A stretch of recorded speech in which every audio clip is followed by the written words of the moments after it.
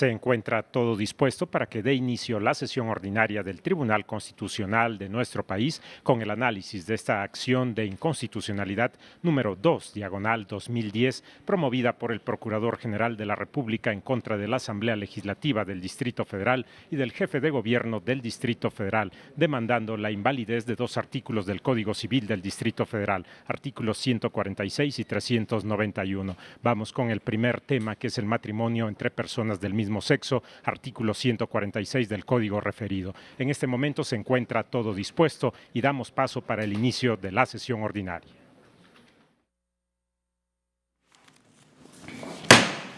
Se abre la sesión. Señor secretario, sírvase dar cuenta con los asuntos del día. Sí, señor ministro presidente. Se somete a su consideración la aprobación del proyecto de acta de la sesión pública número 79 ordinaria celebrada el martes 3 de agosto del año en curso. A consideración del Pleno el acta con la que se ha dado cuenta. Señor ministro. Si no tienen inconvenientes, Franco. Señor presidente, me permitiría pasarle al señor secretario algunos pequeños ajustes que no modifican para que se tomen en cuenta del acta. De redacción. Sí, señor. Bien. ¿Alguien más? Con los ajustes que son solamente de redacción y que realizará el secretario a propuesta del señor ministro Franco González Salas, consulto al Pleno en votación económica la aprobación del acta. Quedó aprobada el acta, señor secretario. Servirá a usted tomar en cuenta las correcciones que indica el ministro Franco. Así será, señor. Se somete a su consideración el proyecto relativo a la acción de inconstitucionalidad 2 diagonal 2010 promovida por el Procurador General de la República en contra de la Asamblea Legislativa y el Jefe de Gobierno del Distrito Federal, demandando la invalidez de los artículos 146 y 391 del Código Civil para el Distrito Federal, bajo la ponencia del señor ministro Valls Hernández y conforme a los puntos resolutivos a los que se dio lectura en la sesión del día de ayer. En el tema que estamos discutiendo, la constitucionalidad del artículo 146 reformado del Código Civil del Distrito Federal, quedó en turno para hacer uso de la voz el señor ministro Luis María Aguilar. Tiene usted la palabra, señor ministro. Gracias, señor presidente. Quiero reiterar lo que apuntaba yo ayer en el sentido de que para mí la constitucionalidad de este precepto deriva no tanto de un sentido de protección a una institución constitucional, sino precisamente a que la Constitución Federal no establece límites o no establece un marco concreto, específico para el concepto del matrimonio, y que por ello, en términos del artículo 121 de la propia Constitución, los estados tienen la libertad conceptual para poder legislar al respecto. Esto para mí, además de que es importante que el Distrito Federal lo haya hecho con esa libertad y lo pueda hacer cualquier otro estado de la República, significa que no existe una obligación para el legislador ordinario estatal de seguir ciertos lineamientos que, si no se siguieren, harían inconstitucional la norma que no lo cumpla, que no lo acate. ¿Por qué? Porque Gallese mencionaba que la constitucionalidad de este precepto pudiera hacerse depender del hecho de que no fuera discriminatorio o no atentara en contra de la igualdad de las personas. Yo no lo veo tanto desde esa manera, porque si concluyera yo con esa afirmación, quizá caería inevitablemente en el riesgo de que quienes no lo hacen de esa manera, entonces estarían siendo desiguales o discriminatorios. Para mí, el punto central se genera a partir, primero, de que el marco constitucional federal no establece elementos precisos de la institución matrimonial, y segundo, que el artículo 121 de la Constitución deja en libertad a los estados para configurar en cada una de sus legislaturas las instituciones de derecho civil que correspondan. Dentro de esta forma, si el Distrito Federal así lo consideró, no quiere decir necesariamente que los demás estados de la República lo tengan que hacer. No desconozco, y lo decía yo también ayer, que es posible que la teleología del legislador del Distrito Federal estuviera encaminada precisamente a evitar quizá una discriminación o a evitar alguna desigualdad entre las personas que quieren contraer matrimonio del mismo sexo, pero no es para mí eso el sustento de la constitucionalidad de este precepto, de tal manera que sin poder establecer cuál deba ser la condición del matrimonio desde el punto de vista constitucional, quiero entender entonces que cada uno de los estados de la República tienen esa libertad, como lo hizo el Distrito Federal, cada una de las entidades de la República, como lo hizo el Distrito Federal, para legislar al respecto. Y por otro lado, coincido también con una afirmación del ministro Franco, en el sentido de que no es correcto estar exigiendo al legislador una motivación de sus decisiones, como si se tratara de un acto administrativo que deba cumplir con fundamentación y motivación expresa. Pero bueno, ese es un tema paralelo. Nada más quería yo aclarar al respecto que para la constitucionalidad de este precepto no quisiera yo ni que se estableciera que se trata de la defensa de una garantía institucional, ni que se tratara de la defensa específica de la no discriminación, sino de la libertad legislativa que tienen las entidades de la República frente a un marco constitucional federal que no le establece un límite determinado. Muchas gracias. Señor ministro Budín. Gracias. Muchas gracias, señor presidente. En principio me quiero referir a algo que llamó mi atención y que fue dicho en la anterior sesión por el señor ministro Aguirre Anguiano. El ministro Aguirre expuso que las leyes de la reforma permearon la Constitución y sus principios fueron recogidos por la Constitución. Entonces se expresó que la ideología liberal y juarista tenía claro y preciso que el matrimonio solo puede celebrarse entre hombre y mujer, lo cual manifestó se establecía en el artículo 3º de la Ley del Matrimonio Civil de 1859. Concuerdo con lo dicho por el señor ministro cuando nos dice que las leyes de reforma tenían por finalidad el separar por completo de la injerencia de la Iglesia de los actos propios del ser humano en cuanto a la situación civil. Incluso agregaría yo que esa finalidad se advierte de la lectura de las mencionadas leyes de reforma y en concreto de la Ley del Matrimonio Civil de 23 de julio de 1859, que textualmente comienza diciendo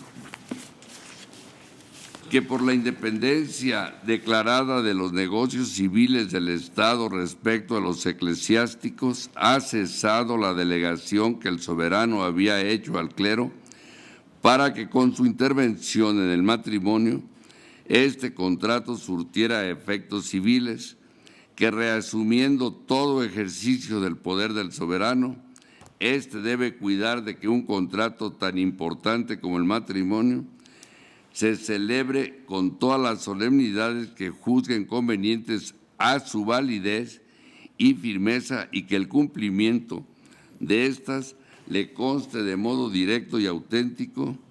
He tenido a bien declarar lo siguiente y luego viene todo el entramado de los artículos correspondientes. Hasta aquí la cita. No obstante eso, creo que como quedó demostrado la finalidad de la mencionada ley de reforma era una separación en la intervención de la Iglesia en los asuntos civiles como es el matrimonio y no de ninguna manera el definir el concepto de la institución del matrimonio. Por tanto, el hecho de que en la ley lo haya definido no fue más que una referencia al concepto que de matrimonio se tenía en esa época. En ese contexto, considero que al ser el concepto de matrimonio que pudiera extraerse de la interpretación de las leyes de reforma un referente a lo que se entendía por matrimonio en esa época, no existe entonces impedimento para la evolución del concepto de dicha institución, ni esto puede significar de ninguna manera, como se dijo, traición a las leyes de reforma. Expuesto lo anterior, respecto al punto de discusión, considero que el matrimonio es una institución de configuración estrictamente legal que corresponde al legislador ordinario. Este puede establecer los sujetos, su calidad, las edades, los requisitos que razonablemente sean necesarios para llevarlo a cabo, por ejemplo, certificados médicos y otro tipo de documentos. Esto quiere decir que el matrimonio, al no encontrarse previsto ni regulado en la Constitución, es de regulación legal, es decir, competencia del legislador ordinario, con la exigencia esencial de carácter constitucional que lo regule como institución civil, no religiosa, ni viole ningún otro precepto de la Constitución. En virtud de lo anterior, esto es, al ser el matrimonio una institución de configuración legal, cuya configuración le corresponde al legislador de las entidades federativas, y siendo el caso de que en la Constitución no se prevé una regulación especial de la institución respecto a la composición del matrimonio, entonces, si el precepto impugnado lo que en realidad hace es ampliar el concepto de matrimonio para personas del mismo sexo, entonces el legislador, con la redefinición de la institución de matrimonio, no hizo más que ampliar derechos en los términos del artículo 1 constitucional. En consecuencia, no encuentro que la norma viole algún precepto de la Constitución. Asimismo, considero que, contrario a lo expuesto, a veces de manera explícita y otra de manera implícita en algunas partes del proyecto que somete a nuestra consideración, el derecho a contraer matrimonio con personas del mismo sexo no es un derecho fundamental consagrado en la Constitución, como bien lo acaba de exponer el ministro Aguilar, y también lo expusieron el martes otros señores ministros. Por lo tanto, no es con base en un derecho fundamental que se puede determinar la constitucionalidad del precepto. Por mi parte, hago mío todas las manifestaciones que acaba de hacer el ministro Luis María Aguilar en relación a que hay una libertad de configuración y que en aquellos estados donde se sigue definiendo el matrimonio como una institución que se celebra entre un hombre y una mujer, no es inconstitucional, como tampoco lo es cuando el legislador lo amplía a las personas del mismo sexo.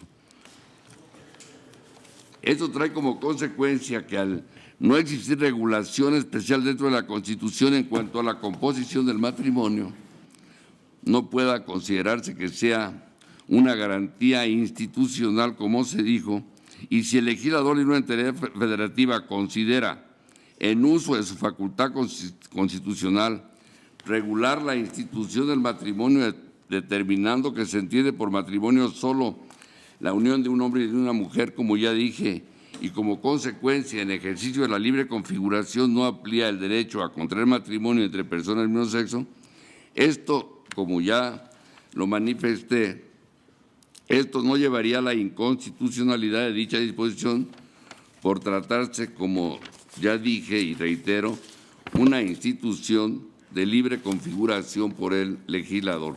Gracias, señor presidente. Señor ministro Valls. Gracias, señor presidente.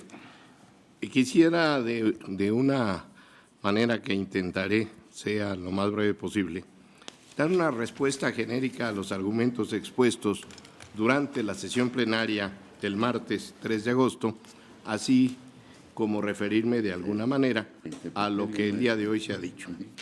De acuerdo con las intervenciones que han tenido los integrantes de este honorable pleno en la sesión anterior como en esta, advierto que si bien hay una mayoría a favor del sentido del proyecto en cuanto al primer tema que hemos analizado, existe discrepancia en el enfoque desde el cual debe analizarse la problemática en cuestión, ya sea la metodología seguida en el proyecto o bien desde la perspectiva de las garantías institucionales, por lo que, como ya se comentaba en la sesión anterior, lo que habría que decidir entonces es cuál será la forma en que se tome esta decisión a fin de tratar de unificar las consideraciones de la sentencia. Al efecto, me parece relevante tener en cuenta que aún con esa diferencia de enfoques, hay aspectos esenciales en los que ambas posturas sí son coincidentes, como es el análisis que se hace en el proyecto acerca del artículo 4º constitucional, en el sentido de que lo que este precepto, el cuarto, contiene es la protección constitucional a la familia como realidad social, sea cual sea la forma en que se integre, que como refiere el propio proyecto y varios de los señores ministros también han señalado, actualmente se presenta de muy diversas formas.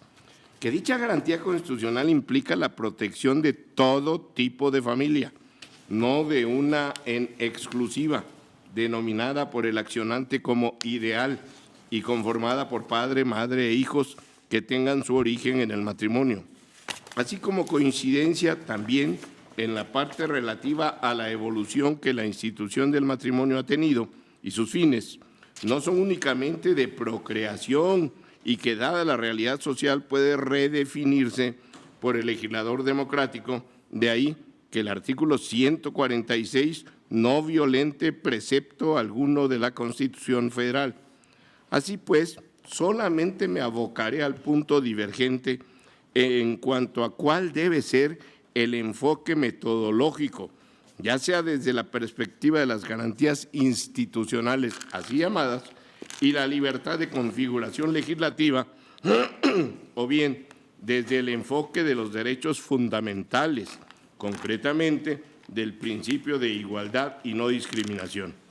En mi opinión, el enfoque que debe seguirse es el del proyecto, por las siguientes razones. Primero, limitar el análisis desde la perspectiva de la libertad configurativa no se traduce, como argumentaron algunos de los señores ministros, en resolver la cuestión efectivamente planteada, pues en ningún momento el planteamiento del accionante se da respecto de la competencia del órgano para emitir la norma general impugnada, como tampoco se reduce a la violación al artículo 16 constitucional por falta o por indebida motivación, como un vicio de procedimiento legislativo, sino realmente como una cuestión sustantiva, de fondo, a partir de lo que, a juicio del accionante, dispone el artículo 4º constitucional y del combate a las razones que el legislador del Distrito Federal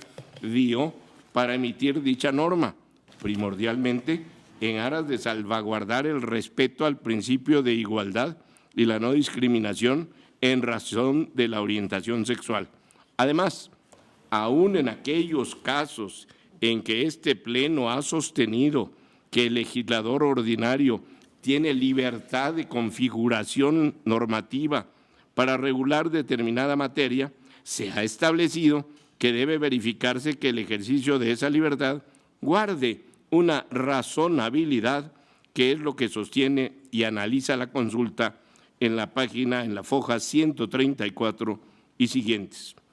En segundo lugar, contrario a lo sostenido por algunos de los señores ministros, no es el caso de analizar la problemática planteada desde un enfoque de las llamadas garantías institucionales para determinar que el artículo 146 no trastoca el 4º constitucional en cuanto dicen que este precepto lo que contiene es una garantía institucional respecto de la familia en todos sus tipos y no respecto del matrimonio. Y por tanto, que la Asamblea Legislativa al redefinirlo no vulnera dicho precepto al contar con facultades para legislar en materia civil, pues, insisto, en primer lugar, ello reduce el problema a una cuestión de competencias y no es ese el caso que se ha planteado. El Procurador General de la República lo que nos ha planteado es la inconstitucionalidad de la norma general impugnada, por estimar que trastoca la norma fundamental al desnaturalizar, en su opinión, la figura del matrimonio y de la familia, y que la justificación del legislador del Distrito Federal para redefinir el matrimonio, basada en el principio de igualdad y no discriminación, no es correcta, dice el accionante. En segundo lugar, quienes sostienen tal postura no desarrollan cómo la protección a la familia, contenida en el cuarto constitucional, se inscribe como una garantía institucional, concepto que si bien ha sido profusamente desarrollado en otros países, siendo su precursor Alemania en la Constitución de Weimar, y utilizado para proteger frente al legislador a determinadas instituciones que se recogen en la Constitución, por ejemplo, los partidos políticos, la autonomía universitaria y la autonomía local o los sindicatos, no así en nuestro país. Este Tribunal Constitucional, en casos contados, ha aludido a ese concepto, tratándose de la autonomía universitaria precisamente, de los partidos políticos, los institutos electorales locales y los tribunales contencioso administrativo estatales. De lo que se advierte que solo se ha hecho en materia de instituciones públicas y derivado de su establecimiento explícito en el texto constitucional. Por tanto, el concepto de garantía institucional no sería aplicable ni a la familia ni al matrimonio, pues ninguno es una institución pública. La familia es, en todo caso, una institución social y el matrimonio es una institución jurídica de naturaleza civil, un contrato civil, como aquí se ha dicho. Pero sobre todo, en nuestra Constitución no se establece ninguna característica de la familia que restrinja la función legislativa para regularla, y el matrimonio ni siquiera se considera en el texto constitucional en ninguna de sus partes. Lo que existe es la garantía constitucional de la protección a la familia y su desarrollo como directriz para el legislador secundario, por lo que intentar, sin más, aplicar a la familia el concepto de garantía institucional, no existiendo en la norma fundamental de manera explícita un límite que acote o encauce la regulación de la familia o del matrimonio por parte del legislador secundario, ni se alude a dichas figuras con un contenido predeterminado, habría que desarrollarlo entonces para considerarlo como garantía institucional. Así tampoco nos dicen los ministros, con todo respeto, que sostienen esta postura, por qué verlo desde esa perspectiva excluye un análisis desde los derechos fundamentales en juego. Así pues, si conforme al artículo 4º constitucional, la protección es a la familia, sin que exista un único modelo, ni mucho menos que tenga su origen exclusivo en el matrimonio entre un hombre y una mujer, y además no se prevé nada sobre el matrimonio, entonces, para verificar si, en este caso, el ejercicio de la libertad configurativa del legislador para redefinir el matrimonio guarda o no una razonabilidad, no puede más que analizarse desde la perspectiva de los derechos fundamentales, igualdad y no discriminación, que fueron el motor que impulsó la reforma al Código Civil que ahora se impugna. En efecto, si el matrimonio no es un concepto predeterminado por la norma fundamental y la reforma legal impugnada es expansiva de derechos, la única forma de abordar su constitucionalidad es a la luz del artículo 1º constitucional.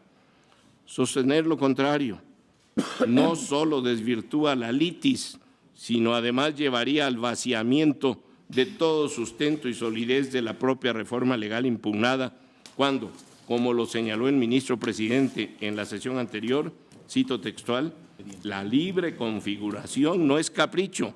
No se puede decir por libre configuración voy a emitir esta norma. Hasta ahí la cita. Efectivamente, el legislador no se levantó un día con la ocurrencia de redefinir el matrimonio simplemente porque él tiene la facultad para hacerlo así, nada más. En tercer lugar, el enfoque que se sigue en el proyecto, contrario a lo dicho por algunos de los señores ministros, no se hace como si se planteara una violación a un derecho fundamental, a propósito de lo que se ha dicho el día de hoy, sino desde la cuestión de si la reforma legal impugnada guarda o no razonabilidad, según vemos en la foja 134 del proyecto, como tampoco el accionante plantea eso, sino que la motivación de la Asamblea Legislativa del Distrito Federal, basada en el respeto al principio de igualdad y no discriminación por razones de orientación sexual, es incorrecta, por lo que es del todo inexacto que en todo caso los conceptos de invalidez del procurador pudieran resultar entonces inoperantes.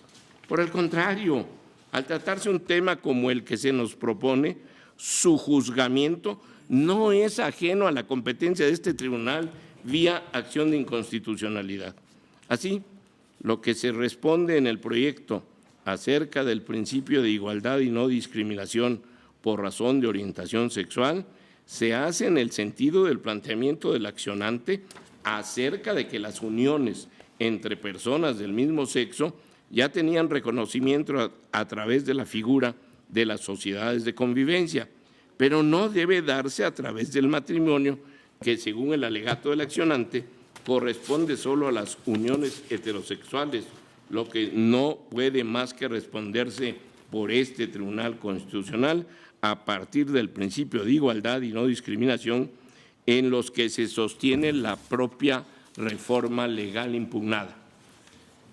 Si hacemos a un lado los derechos fundamentales, porque según algunos de los señores ministros no están en juego en este caso, cuando precisamente fue en aras de su reconocimiento que se aprobó la norma general impugnada, no veo en qué forma se da respuesta a lo que se nos está cuestionando en el caso, ni solidez a la decisión del legislador democrático, que reitero, no tuvo por ocurrencia o moda establecer una nueva definición del matrimonio, sino el objetivo de comprender por razones de igualdad tanto a las uniones heterosexuales como a las del mismo sexo en dicha definición, que son innegablemente una realidad social, no solo en nuestro país, sino en todos los demás a los que aludo en la parte correspondiente del proyecto, como se demuestra en el marco referencial que contiene el considerando quinto, y que precisamente ese es el objetivo de comprender la experiencia del derecho comparado dentro del proyecto, no porque fuera a normar la resolución que este Pleno tomara, sino porque lo compartan o no algunos de ustedes con todo respeto, sí nos ubica en la problemática planteada y sí nos habla objetivamente de una tendencia hacia dicha igualdad, como lo corrobora un dato, dije tendencia simplemente, como lo corrobora un dato más, la sentencia que apenas el día de ayer emitió un juez federal del Distrito Norte de California, con sede en San Francisco, declarando la inconstitucionalidad de una propuesta de iniciativa de reforma a la Constitución del Estado de California, denominada Propuesta 8, que establecía que solo sería válido o reconocido en California el matrimonio celebrado entre un hombre y una mujer. En cuarto lugar, se dijo por algunos de los señores ministros en la sesión anterior que es preocupante el enfoque del proyecto desde la perspectiva de los derechos fundamentales, porque entonces las entidades federativas que no tengan disposiciones como la ahora impugnada caerán en inconstitucionalidad, o bien que debemos ser cuidadosos en no generar una resolución que pudiera imponer una obligación a otros. Con todo respeto, no lo comparto de ninguna manera, pues en primer lugar el proyecto lo que analiza es la razonabilidad de la norma en el contexto de las propias razones del legislador democrático del Distrito Federal que él dio para aprobarla, pues son cuestionadas de manera sustantiva por el accionante estableciendo, por tanto, en la consulta que sí satisfacen una razonabilidad. No se está respondiendo sobre si existe o no un derecho al matrimonio, ni tampoco es materia de juzgamiento ninguna otra legislación relacionada con el matrimonio, sino única y exclusivamente la del Distrito Federal. Y solo se verifica si la norma se inscribe dentro del respeto al principio de igualdad y no discriminación o no, como lo sostuvo el legislador al aprobarla y a la luz de los argumentos de invalidez planteados en el caso por el accionante, por lo que, si en otras entidades federativas se regula en forma diversa a la legislación del Distrito Federal, ello en modo alguno da como resultado que sea considerado inconstitucional solo por lo que se resuelva en el presente asunto. En todo caso, ello debe de ser el caso que una legislación diversa de una entidad federativa sea sometida al conocimiento de este tribunal, será analizado ese caso en sus propios méritos bajo los estándares correspondientes según se trate. No paso inadvertido que, como señaló el señor ministro Franco en la sesión de antier, la Constitución se tiene que interpretar en su conjunto y eso se tiene que ver también a la luz de nuestro régimen federal. Sin embargo, también debemos partir de que somos un Estado constitucional y democrático en el que la función de la autoridad legislativa local debe guiarse por el artículo 1 constitucional, y si la reforma legal impugnada tiende a igualar las uniones de personas del mismo sexo y su protección jurídica a las heterosexuales a través del matrimonio, con la ampliación que de su definición ha hecho la Asamblea Legislativa del Distrito Federal, bajo ese contexto es que debe examinarse su constitucionalidad.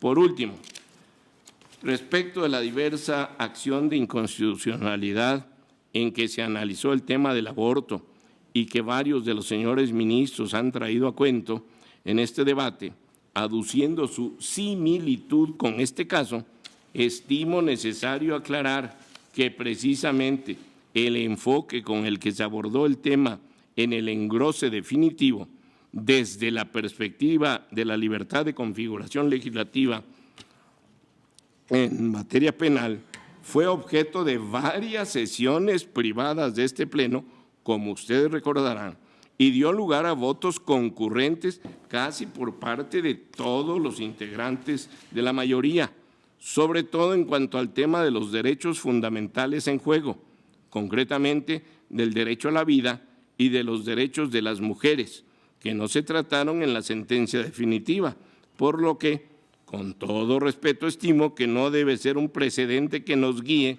en este caso concreto en cuanto a su enfoque metodológico.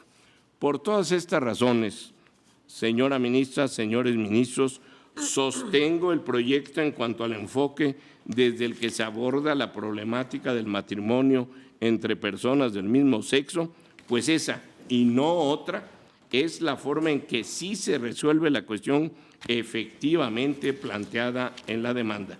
Muchas gracias, señor presidente.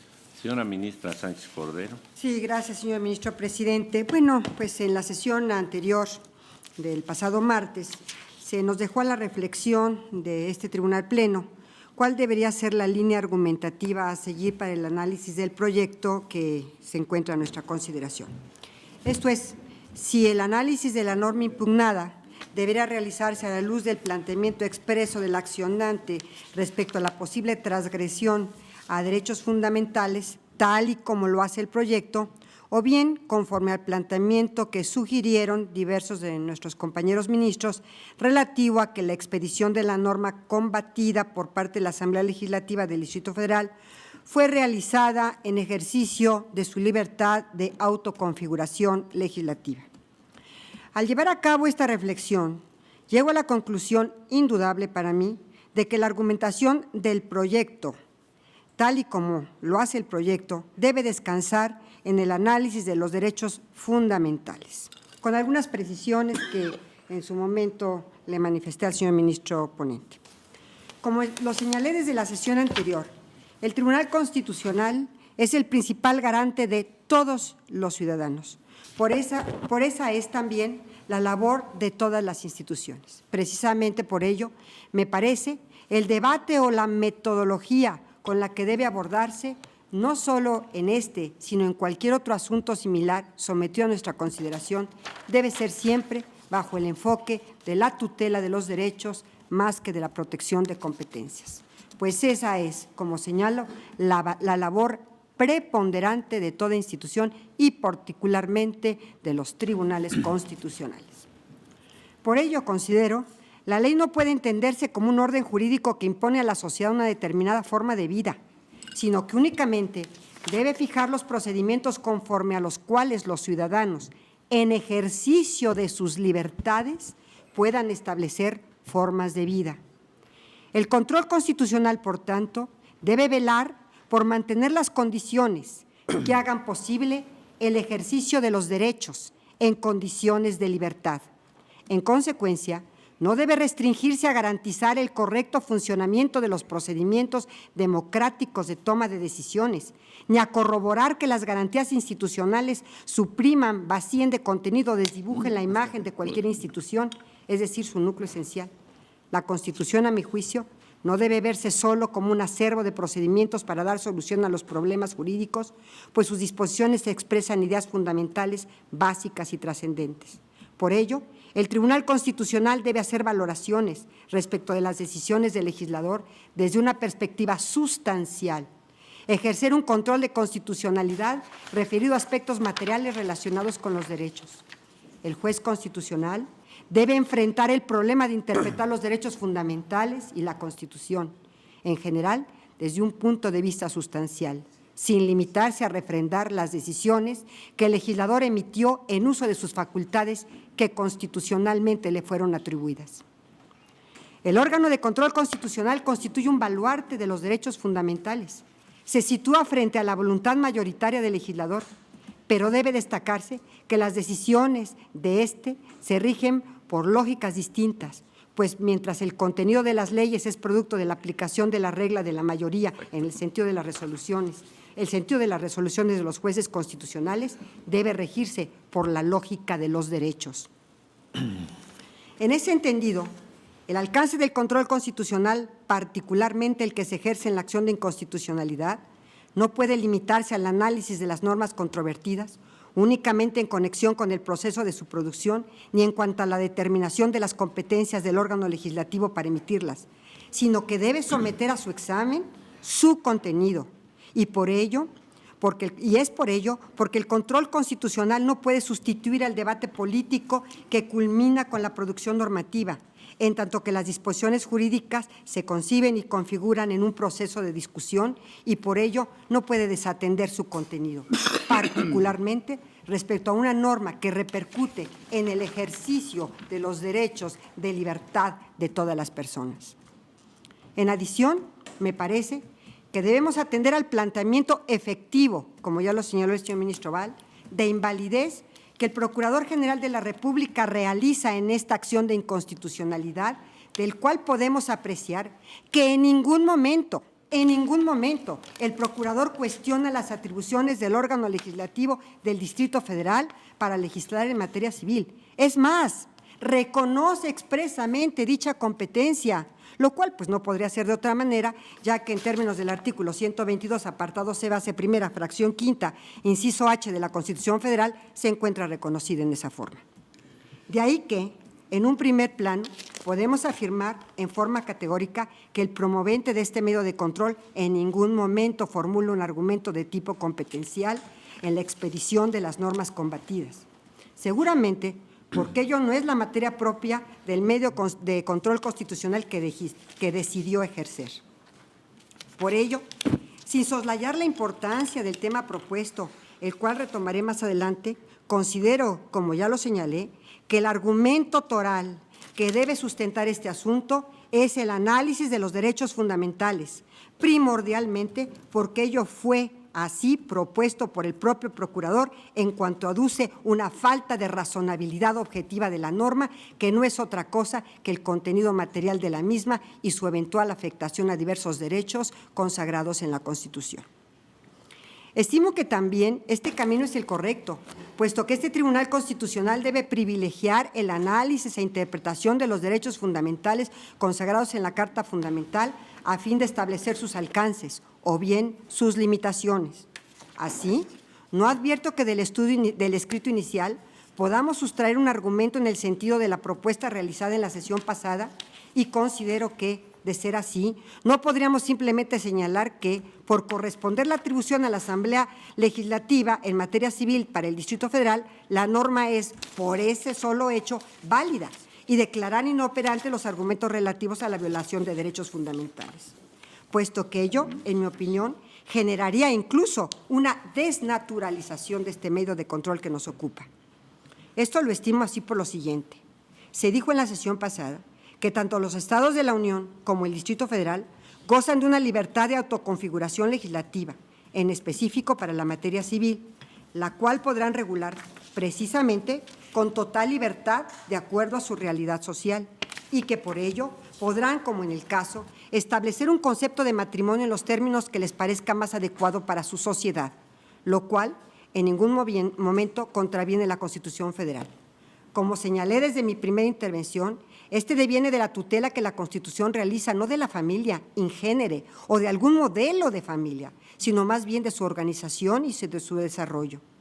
No me es convincente el argumento que describo, puesto que el hecho de que un órgano legislativo cuente con atribuciones para expedir un cuerpo normativo en una materia determinada no quiere decir que por solo ese hecho sea constitucional, sino que en todo caso deberá realizarse el estudio concreto y material de estas disposiciones, máxime cuando, como en el caso que nos ocupa, se controvierte precisamente su contenido material. Estimar lo contrario equivaldría a que todas las disposiciones que fueron expedidas por un órgano competente para ello resultaran apegadas al texto constitucional por ese solo hecho, lo cual haría nugatorio el propio control constitucional de las normas a través de este medio, puesto que solamente nos limitaríamos a ese aspecto, evadiendo el estudio de temas muy trascendentes, como es la interpretación de los derechos fundamentales, máximo cuando existe un planteamiento expreso del accionante sobre el procurador, como ocurre en el presente caso.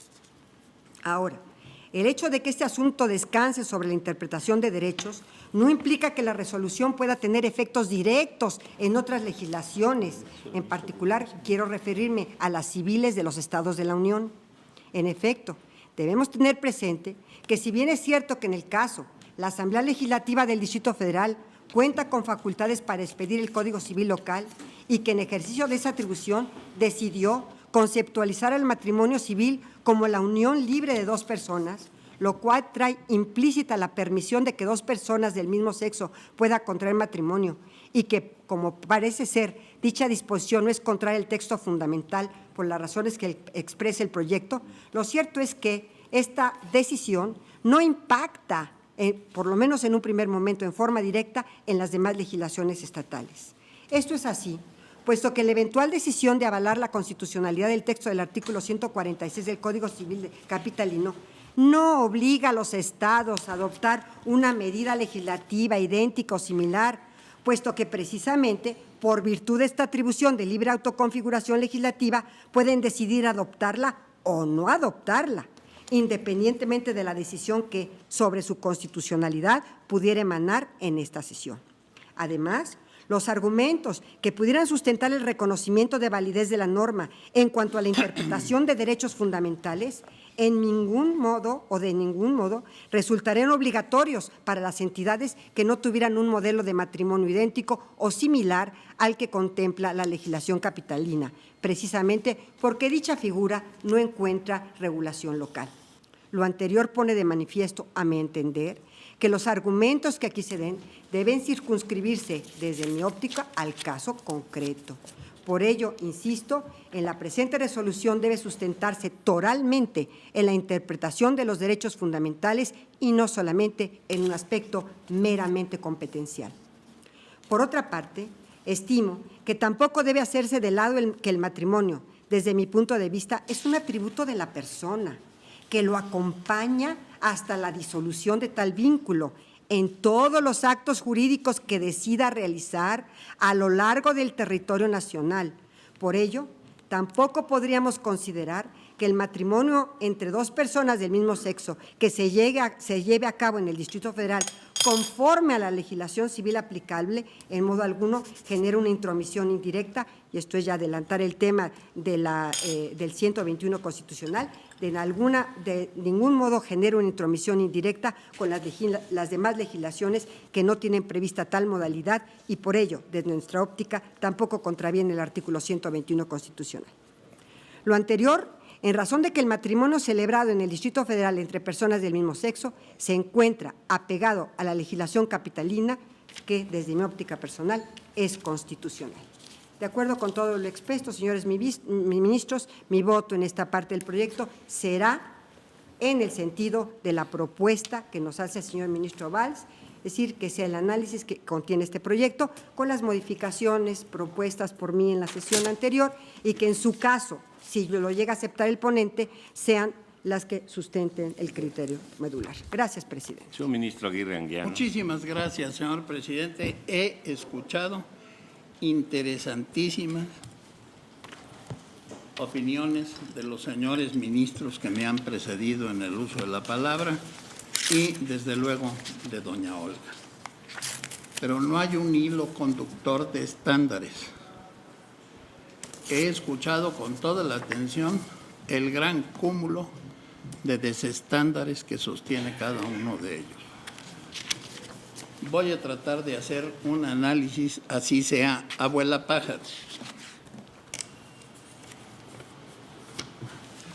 Desde siempre en la humanidad ha existido el lesbianismo y la homosexualidad. Hay una isla, Lesbos, filósofos griegos, guerreros romanos, familia de Césares. El más connotado de todos ellos se decía sin sentido peyorativo que era mujer de todos los hombres y hombre de todas las mujeres. No estamos hablando de temas novedosos para la naturaleza humana. Hoy se me dice que el concepto de matrimonio no es inveterado, era el que existía cuando las leyes de reforma, cuando las liberales y cuando Juárez, pero que esto se ha mutado con el tiempo.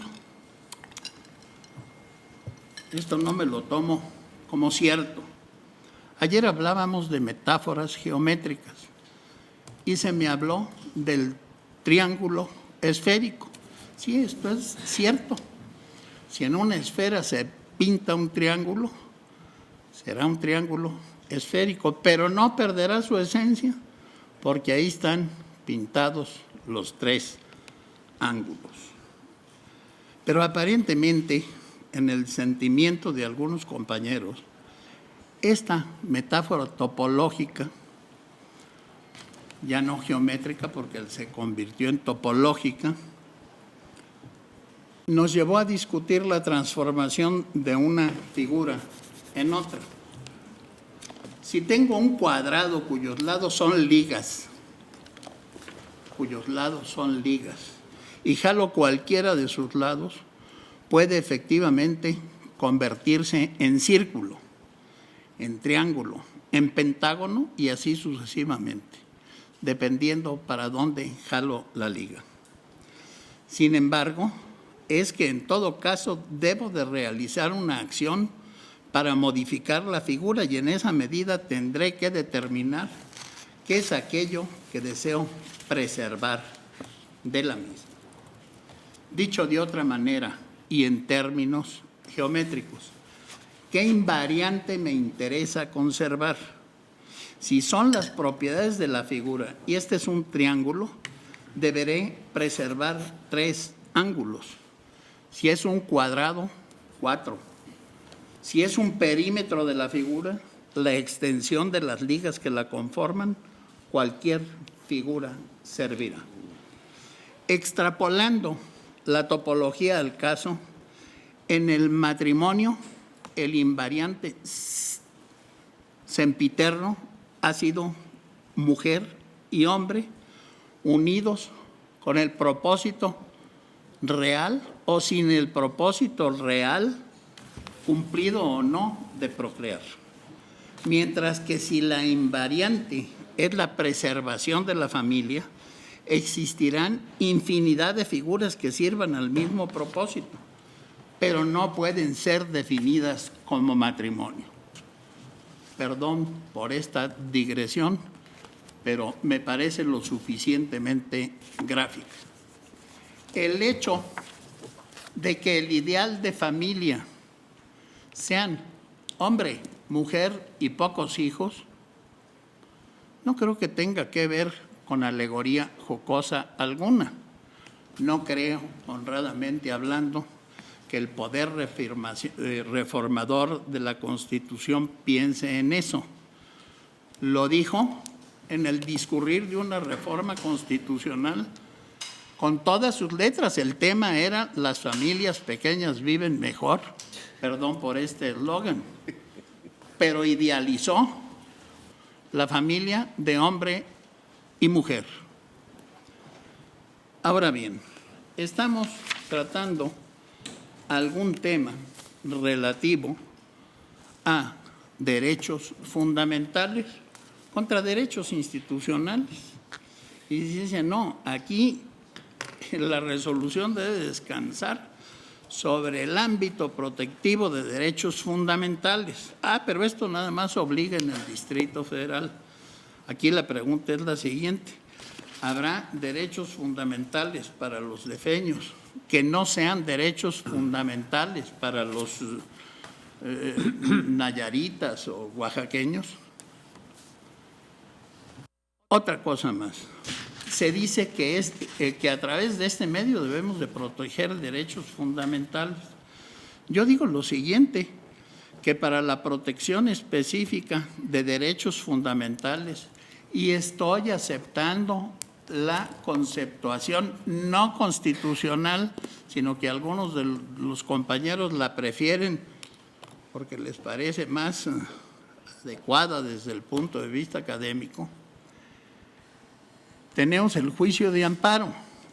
Lo que tenemos en la acción de inconstitucionalidad es un medio de control de regularidad constitucional total, no de derechos fundamentales exclusivamente, sino de regularidad constitucional en el hacer de toda gama de autoridades. Y es un medio abstracto, a mí no me preocupa la causa de pedir real o no, ni lo expresado por el procurador o no expresado por el procurador.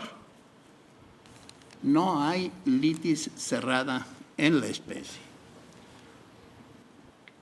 No habrá garantías institucionales cuando el tema del artículo 4, y estamos hablando de familia, dice, ante todo el varón y la mujer son iguales ante la ley. Varón y mujer, qué coincidencia. Esta protegerá la organización y el desarrollo de la familia. Yo me pregunto, esta protección al desarrollo de la familia no será institucionalmente destacado, pues yo pienso que sí, porque además se dice más adelante que es el núcleo de la sociedad. La parte nuclear de la sociedad es la familia. ¿Puede haber algo más importante para un Estado que preservar la perpetuación de la especie? Por ejemplo, el matrimonio no será una garantía institucional que le permita al Estado la perdurabilidad de uno de sus elementos. Pues yo no veo cómo puede contradecirse esto y decir, no, el derecho fundamental desplaza todo lo demás. No, yo pienso que es exactamente al revés, que la garantía institucional es el bien superior de la vida, porque es la pervivencia del Estado, ciertamente instrumento de los individuos. Entonces, el enfoque correcto, para mí, es el que manifestaban el día de ayer algunos señores ministros. Se ha hablado de la tendencia, 3 países han establecido tales o cuales situaciones. Esto marca una tendencia. Bueno, habrá que ver si esto es adecuado o no. Muchos países han reconocido las uniones civiles. Esto no tiene discusión. Pocos que estas uniones civiles constituyen matrimonio y más pocos de ellos con el tema de la adopción coinciden, creo que son 3. Eso se mencionan en el proyecto. Aquí se ha invocado también una resolución del día de ayer de uno de los tribunales del país vecino. Bueno, creo que 5 o 6 lo aceptan, pero aquí voy a anticipar un poco de los porqués. Y vamos a tener que entrar a hacer un análisis, aunque sea precarísimo y muy breve, de las diferencias entre nuestros federalismos. El federalismo allá se dio por provincias soberanas que abdicaron de ciertas porciones de su soberanía en pro de la Unión. No fueron lo suficientemente claras, ni su Constitución lo fue, y aquí la tengo, y tengo el artículo 4, que luego vendrá a colación, de qué conservaban para sí las provincias y qué transmitían en temas afines al que estamos hablando a la Unión. Pero hay marcadas diferencias. ¿Aquí qué pasó? Aquí pasó que un país centralista repartió soberanías a los estados. Les dio esta autonomía que en alguna norma llama soberanía en ciertos temas y reservó para sí otras. Sin embargo, cierta norma de la Constitución yanqui fue casi literalmente trasuntada en nuestra Constitución, y esto ha sido fuente y origen de algunos problemas que luego analizaremos al detalle. Pero pienso lo siguiente, que en Estados Unidos tuvieron las soluciones mediante una legislación ordinaria, cuyas esencias, que son 2 normas muy concretas, en su momento leeremos. Aquí, ¿qué se dijo por el señor ministro ponente? El matrimonio no es una institución pública. El registro del matrimonio obedecerá a un acto público. La legislación sobre el matrimonio obedecerá a un acto público. De momento dejo estas cuestiones planteadas, sosteniendo que el medio de control de la regularidad constitucional, llamado acción de inconstitucionalidad, no nos constriña ni mucho menos a tocar a través de ella solamente el tema de los derechos fundamentales.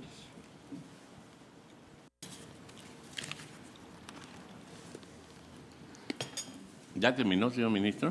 Sí. Señor ministro Cosío, por Gracias, favor. señor presidente. Yo quiero comenzar diciendo que, como lo señalaba el ministro Valls al comienzo de su exposición, es verdad que algunos de nosotros coincidimos en el sentido del proyecto de considerar válido este precepto. En lo que existe es una diferencia de cómo llegamos a esta cuestión.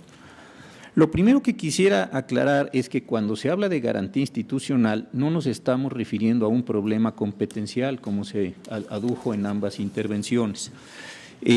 Esto tiene razón la ministra Sánchez Cordero. En la página 28 de su demanda, el Procurador General de la República acepta el tema de la competencia de la Asamblea Legislativa del Distrito Federal en términos del artículo 122, de forma tal que no está a discusión el tema de las competencias. El tema de las garantías institucionales es un tema mucho más complejo, como se ha manifestado, que el tema de las competencias.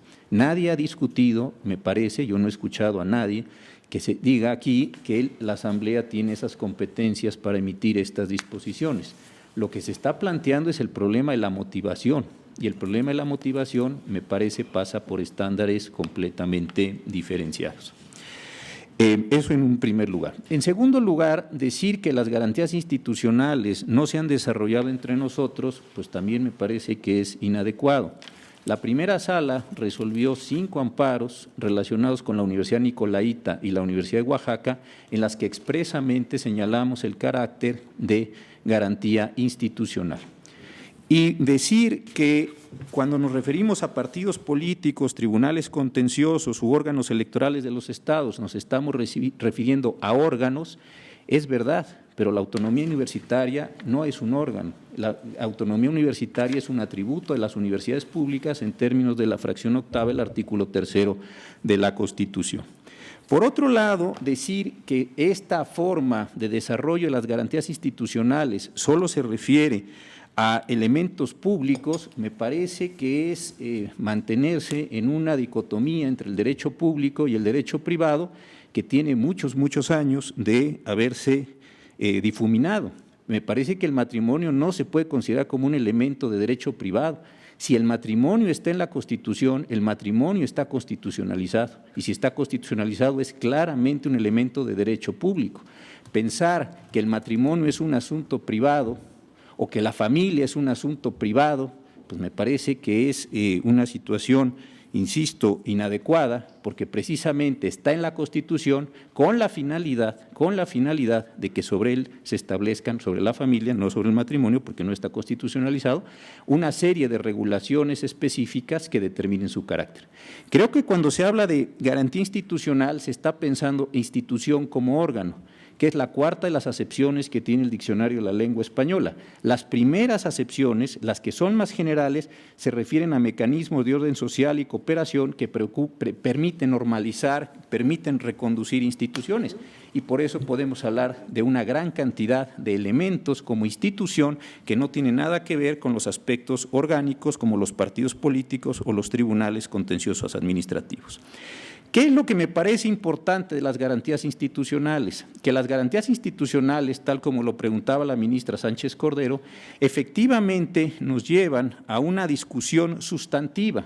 Y la discusión sustantiva es qué es disponible para el legislador democrático a partir del concepto que esté establecido en la Constitución. Es decir, si el legislador o el constituyente establece el concepto de familia en la Constitución, ¿hasta qué grado puede disponer ese legislador del propio concepto de familia sin desnaturalizarlo, sin desbordarlo, sin vaciarlo, cualquiera de las metáforas que se quiera utilizar en este mismo sentido? Entonces, precisamente utilizar el concepto de garantía institucional, dejando de lado el tema de la competencia, nos conduce a un análisis sustantivo. Y la pregunta que nos tenemos que hacer, y nos hacíamos en la sesión anterior varios de los participantes en esa ronda de sesiones, es muy simple. Primero, ¿está garantizada la familia como un elemento institucional? Se le llamó de repente garantía constitucional, me parece, para tratar de omitir el término de garantía institucional, pero a final de cuentas me parece que estamos hablando de lo mismo. Regreso a la pregunta, ¿está constitucionalizada la familia? Mi respuesta es claramente sí, en el artículo 4º. ¿Existe un modelo prototípico de familia en la Constitución? Me parece que no, me parece que ese modelo prototípico que se había vinculado con una forma específica de matrimonio no está establecido en la Constitución. Simultáneamente me parece que tampoco se podrían hacer cosas por el legislador en torno a la familia, por ejemplo, desaparecer este mismo concepto o en el caso más extremo de todos estos. ¿A dónde es a donde quiero llegar en este sentido? Que me parece que la manera correcta de analizar el problema, insisto yo, es por vía de la garantía institucional, que, insisto, no se puede referir solo a órganos públicos, no se puede referir solo a instituciones públicas, porque precisamente se constitucionaliza para tales efectos, y me parece que esto es difícil, al menos desde mi punto de vista, de desnaturalizar. Ahora bien, ¿por qué podemos introducir el tema de la cuestión o de la garantía institucional? Si vemos la demanda, otra vez, del Procurador General de la República, el Procurador General de la República dice, y cito textualmente, en efecto, como se ha sostenido, el principio de motivación de los actos legislativos se cumple cuando las leyes se refieren a relaciones sociales que reclaman ser jurídicamente reguladas. Y a partir de esta premisa es como corre todos sus análisis y todas estas cuestiones. Creo que al final de cuentas el procurador, y eso tenemos la atribución que nos da el artículo 39 y la hemos utilizado de muchas maneras, no nos está preguntando si es discriminatoria o no la medida. Lo que está haciendo el procurador es tomar la exposición de motivos de lo que dijo la Asamblea Legislativa para hacernos entender que la Asamblea Legislativa no podía modificar un concepto de familia que está vinculado al de matrimonio precisamente porque hay una conexión histórica entre familia y matrimonio. Esta es lo que a mí me parece la cuestión efectivamente planteada. El procurador argumenta en torno al tema de la discriminación porque eso es lo que utilizó la Asamblea Legislativa como elemento de construcción del proceso legislativo. Pero lo que me parece que es la pregunta de fondo es, ¿puede, insisto, la Asamblea Legislativa desnaturalizar el concepto de familia que está reconocido en la Constitución al introducir una forma distinta de matrimonio de la que hemos estado hablando, monogámica, procreativa, etcétera?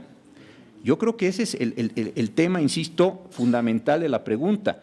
Que la Asamblea Legislativa haya planteado el tema de la exposición de motivos en forma de discriminación, me parece que no vincula a esta Suprema Corte para que tengamos que contestar eso. La pregunta verdaderamente de fondo es, a mi parecer, insisto, si la familia está consagrada en la Constitución, 2, si hay un modelo específico de familia, 3, si ese modelo específico de familia está vinculado con una cuestión matrimonial específica y si consecuentemente al haberse modificado el concepto de familia también se trastoca el elemento matrimonio. Creo que esta es la cuestión efectivamente planteada. Me parece que ir por el camino de los derechos fundamentales, y también yo lo digo con todo respeto, me parece que es entrar en la dialéctica del procurador frente a la exposición de motivos y los debates parlamentarios y no observar el problema efectivamente planteado que esta Suprema Corte tiene posibilidades de ejercer en términos del artículo 39 constitucional. Por esa razón, yo insisto que lo que me parece central aquí es hacernos preguntas sobre el concepto de familia y sobre el concepto de matrimonio que está vinculada, en opinión del procurador, a esa familia, no preguntarnos sobre las razones, buenas o malas, de la propia exposición de motivos en la manera, al menos para mí, en que el proyecto lo señala. Yo con estas cuestiones me quedaría, señor presidente, y sigo creyendo que la manera correcta de analizar el tema no es en términos de si hay igualdad o discriminación, sino en términos que me parecen mucho más constitucionales y, perdón, la Suprema Corte de Justicia hace mucho más cosas que definir derechos fundamentales, también define garantías institucionales y otras muchísimas cosas, no es solo un órgano de defensa de derechos fundamentales, hace otras muchas cosas y las acciones de inconstitucionalidad son un medio específico para determinarlo. Creo que tendríamos que dar una definición, un concepto de familia y, lo que es más importante, su vinculación o no respecto a un modelo específico de matrimonio. Yo en lo personal creo que existe una amplia libertad configurativa por parte del legislador en torno al concepto de familia y que, 2, no hay una conexión cultural, histórica o jurídica en este momento que lleve a señalar que toda familia descansa en un modelo específico de matrimonio heterosexual y todas las otras características que vimos. Desde ese punto de vista, a mi parecer, efectivamente tiene razón el proyecto del señor ministro Valls en cuanto propone la validez del precepto, pero me parece que las razones, desde la perspectiva de lo que puede hacer este Tribunal Constitucional, son distintas las razones, señor presidente. Gracias. Señor ministro Arturo Saldívar. Gracias, señor presidente. Primeramente voy a referirme al tema al problema de la metodología del proyecto. El martes, terminando la sesión, me quedé con muchas inquietudes, sobre todo a partir de la exposición de la ministra Sánchez Cordero y del ministro Juan Silva Mesa. Estuve reflexionando y analizando con mucho cuidado la construcción del proyecto una vez más. Quiero primeramente aclarar que yo no me refería a garantías institucionales, no porque me parezca que ese enfoque es equivocado. Yo creo que la exposición que ha dado ahora el ministro Cosío es muy sugerente de estos temas que necesariamente tenemos que analizar. El punto es cuál es la vía para analizarlo. Lo que yo sostuve el martes es que en derecho comparado hay dos formas como el derecho constitucional se ha enfrentado a resolver este problema. Por vía judicial, en que normalmente lo que sucede es que en algún estado no se reconoce el matrimonio entre personas del mismo sexo, ya sea porque no está regulado o incluso porque está prohibido, y cuando esto llega a través de un medio de derecho procesal constitucional al Tribunal Constitucional, el juez o los jueces lo que tienen que hacer precisamente es analizarlo en sede de igualdad y de no discriminación, es decir, en sede pura de derechos fundamentales. La segunda forma como se puede solucionar este problema es en vía legislativa, que es precisamente el tema que nos ocupa. En esta situación, como lo que hace el legislador es igualar, es establecer un régimen similar, no es lo conveniente o lo correcto hacer un análisis de no discriminación y de igualdad, porque realmente no la hay. Lo que debe analizarse es si goza de configuración libre legislativa el legislador, hasta qué punto es disponible o no estos conceptos, si está vulnerando un derecho fundamental de manera directa, un texto constitucional, o está realizando una competencia que no le corresponde. Y obviamente para un tema como este tendría que analizar estas cuestiones de matrimonio, de familia, etcétera. En la primera parte del proyecto realmente se desarrolla en estos términos, pero con posterioridad, precisamente de la forma como se plantea la demanda, tengo la impresión que el ministro ponente se sintió obligado a hacer un análisis de razonabilidad para evitar que se pensara que no está respondiendo a lo que fue planteado. Y a mí me parece que es, después de haber reflexionado, que es correcto que se haga tal como estuvo planteada la acción inconstitucional, la controversia en sentido estricto, no en sentido procesal, la controversia, la litis constitucional. ¿Por qué? Porque de otra manera podría decirse claramente que no estamos dando respuesta a lo que se planteó y además a la idea que tuvo la Asamblea Legislativa del Distrito Federal. Yo podría suscribir no solo el sentido del proyecto, sino también la argumentación, si el señor ministro ponente aceptara hacer dos pequeños matices. El primero, que se estableciera que este análisis de razonabilidad se hace en atención a que fue planteado, pero que realmente el asunto está resuelto desde la primera parte del proyecto en que establece esta atribución y que no hay ninguna vulneración. Y segundo, una manifestación de que esto no está prejuzgando sobre las disposiciones o los ordenamientos de otras entidades federativas donde han tenido otras opciones. Y es cierto lo que dice el ministro Aguirre, no hay derechos fundamentales para el Distrito Federal y derechos fundamentales para otros mexicanos o para otras personas que viven en otras partes del país. No se trata de eso, pero sí hay diferentes posibilidades de configuración legislativa sobre las cuales no podemos prejuzgar en este momento. Si llega en el futuro una acción, una controversia, un amparo en el cual se alega que el impedir o prohibir el matrimonio entre personas del mismo sexo es inconstitucional, será momento de analizar esta situación y además de escuchar a los órganos legislativos o ejecutivos, lo que sea, que participaron en ello.